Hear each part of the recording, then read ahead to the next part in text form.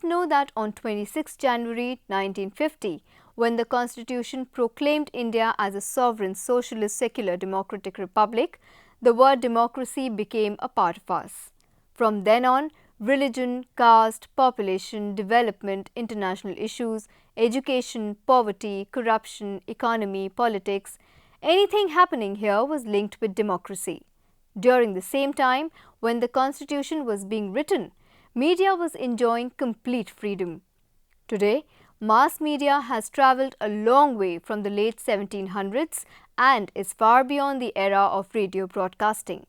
Mass media in India had to resist immense pressure from the government to be what it is today, and there are numerous incidents to substantiate this fact.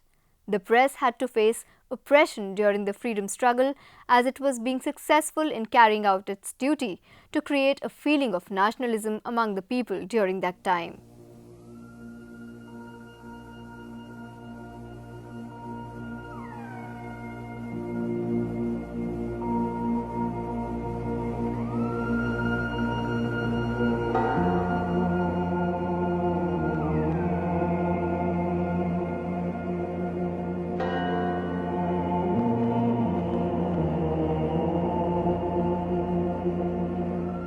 At present, in terms of media, India is the second largest market in the world for newspapers, 18th largest country in broadband internet users, and 8th in the list of countries by number of television broadcast stations. This has been achieved by media because it has been free and independent with only few regulatory bodies at the realm. I am sure that you all would agree to the fact that to preserve the democratic way of life, it is essential that the people should have the freedom to express their feelings and to make their views known to people at large. Denial of freedom of the press as well as mass media to citizens would necessarily undermine the power to influence public opinion and be counter to democracy.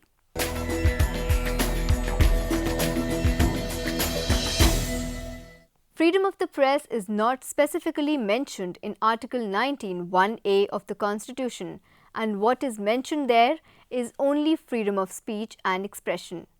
In the Constituent Assembly debates, it was made clear by Dr. Ambedkar, who was the chairman of the drafting committee, that no special mention of the freedom of the press was necessary at all, as the press and an individual or a citizen were the same as far as their right of expression was concerned. The framers of the Indian Constitution considered freedom of the press as an essential part of the freedom of speech and expression as guaranteed in Article 19(1)(a) of the Constitution. There have been two very famous cases that indicate the opinion of governing bodies when it comes to free press. Romesh Thapar versus State of Madras case, this happened on May 26, 1950. The petition was filed under Article 32 of the Constitution by the petitioner against the order of Government of Madras imposing a ban upon the entry and circulation of the petitioner's weekly journal Crossroads, which was printed and published in Bombay. The order was passed under the Madras Maintenance of Public Order Act 1949.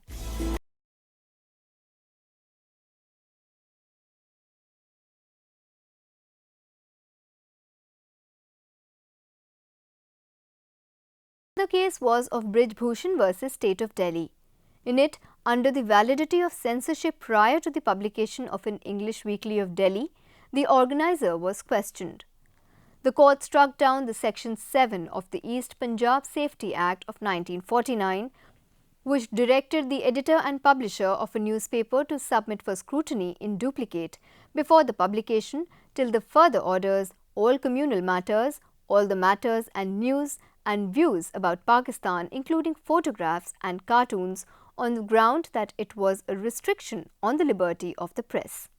It prohibited the newspaper from publishing its own views or views of correspondents about a topic, and this was held to be a serious encroachment on the freedom of speech and expression.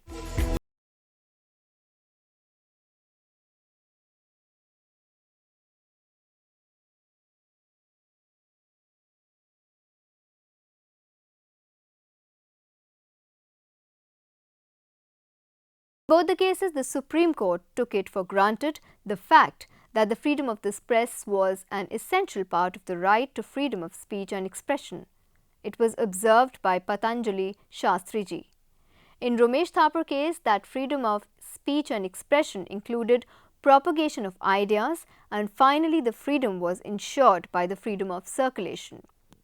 So it is clear that the right to freedom of speech and expression carries with it the right to publish and circulate one's ideas, opinions and other views with complete freedom and by resorting to all available means of publication. The right to freedom of the press includes the right to propagate ideas and views and to publish and circulate them.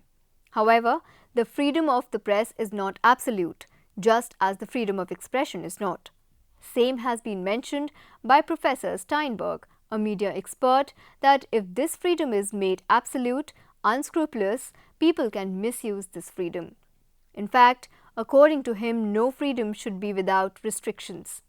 As per the Indian Constitution, public interest has been safeguarded by Article 19(2), which lays down reasonable limitations to the freedom of expression in matters affecting sovereignty and integrity of the state, security of the state, friendly relations with foreign countries, public order, decency and morality, contempt of court, defamation, incitement to an offence.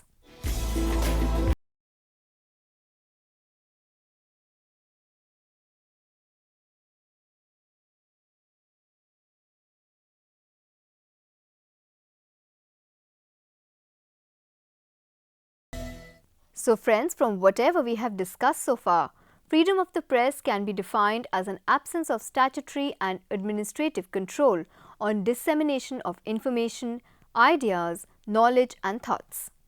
The freedom of the press and of expression is guarded by the First Amendment of the US Constitution, which specifically lays down that this freedom be in no way abridged by laws.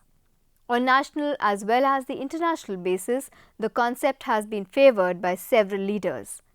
Belief of some of the famous leaders on freedom of press was, it is the famous Jefferson's declaration in which he said, "Were it left to me to decide whether we should have a government without newspapers or newspapers without a government, I should hesitate a moment to prefer the latter."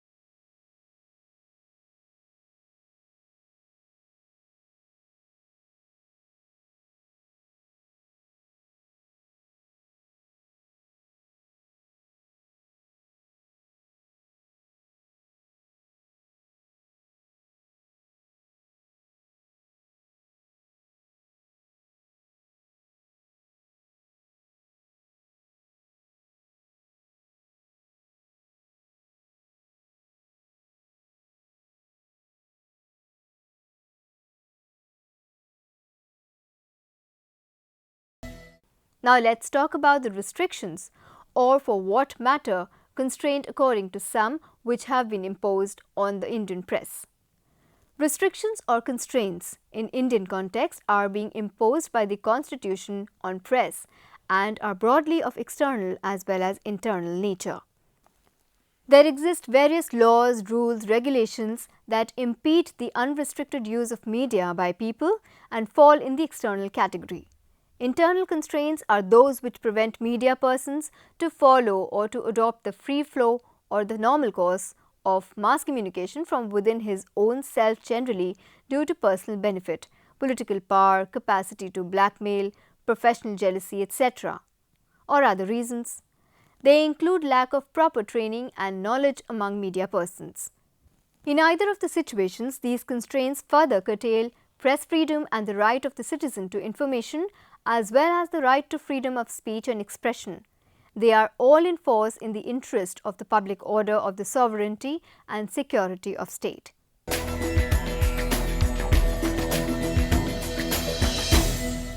Two important laws that restrict the working of free press are contempt of court and defamation. According to the Act of 1971, contempt of court can be defined as a civil contempt and a criminal contempt.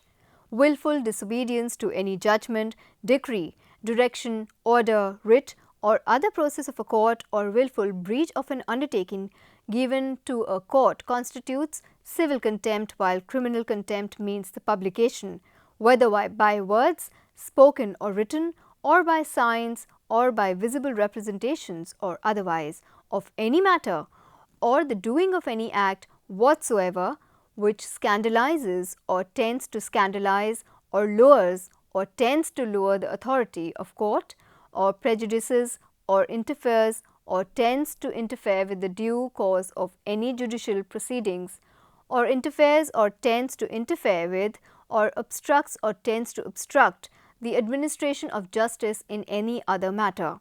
These constitute criminal contempt.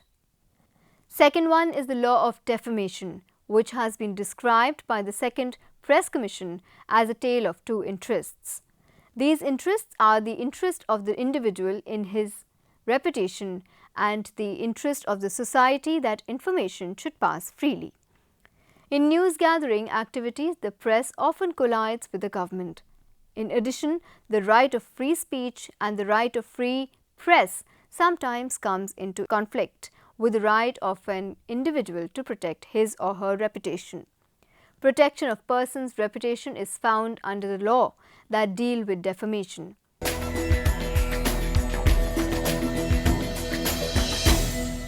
Viewers' restrictions and constraints are important due to obvious reasons, and so is the freedom of mass media, because media ensures that citizens make responsible, informed choices rather than acting out of ignorance or misinformation.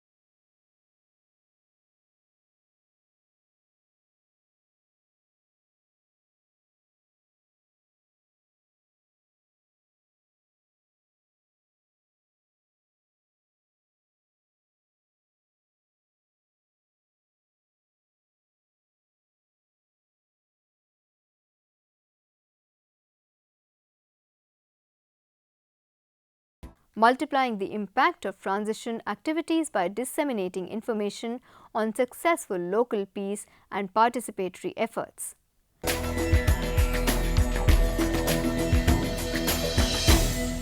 Friends, let's check where do we stand in the entire world in terms of Press Freedom Index. The Press Freedom Index is nothing but an annual ranking of countries compiled and published by Reporters Without Borders, in association based upon the organization's assessment of the country's press freedom records in the previous year. It reflects the degree of freedom that journalists, news organizations and netizens enjoy in each country, and the efforts made by the authorities to respect and ensure respect for this freedom. Reporters Without Borders are careful to note that the index only deals with press freedom and does not measure the quality of journalism, nor does it look at human rights violation in general. The Press Freedom Index report is based partly on a questionnaire sent to partner organizations of Reporters Without Borders, 18 freedom of expression non-governmental organizations located in all 5 continents, and its 150 correspondents around the world, as well as to journalists, researchers, jurists and human rights activists. The questionnaire asks questions about pluralism, media independence, environment and self-censorship, legislative framework, transparency, infrastructure.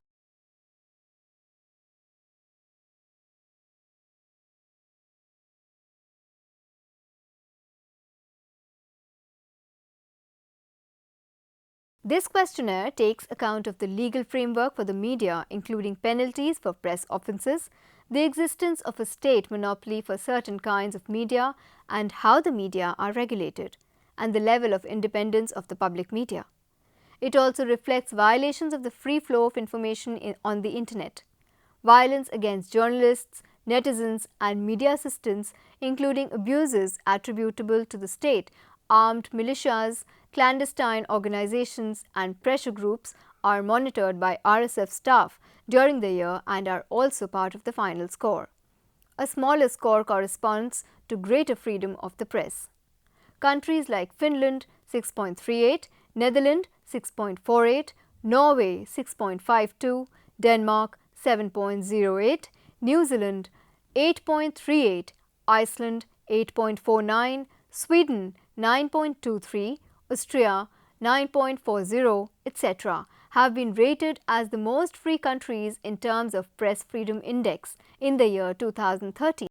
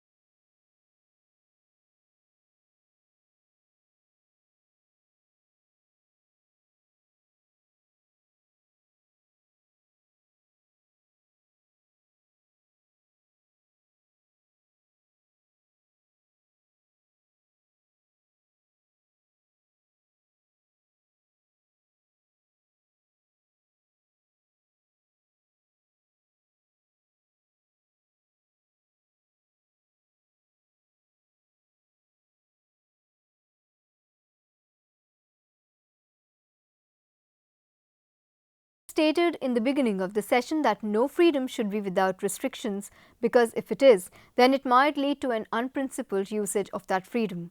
The less restricted press of India has taken an undue advantage of the freedom given to it.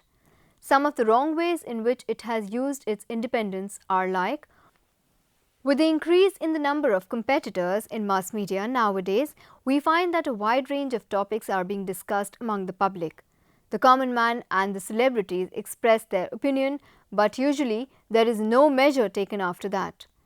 The issues discussed become stale, and after a week a new storyline creeps in, bringing in hope and opening up a new avenue.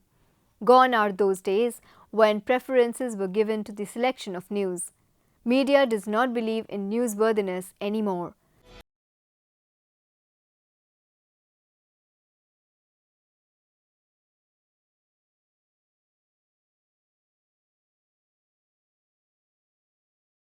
Then there is a wide opinion among people that media is no more interested in creating citizenship.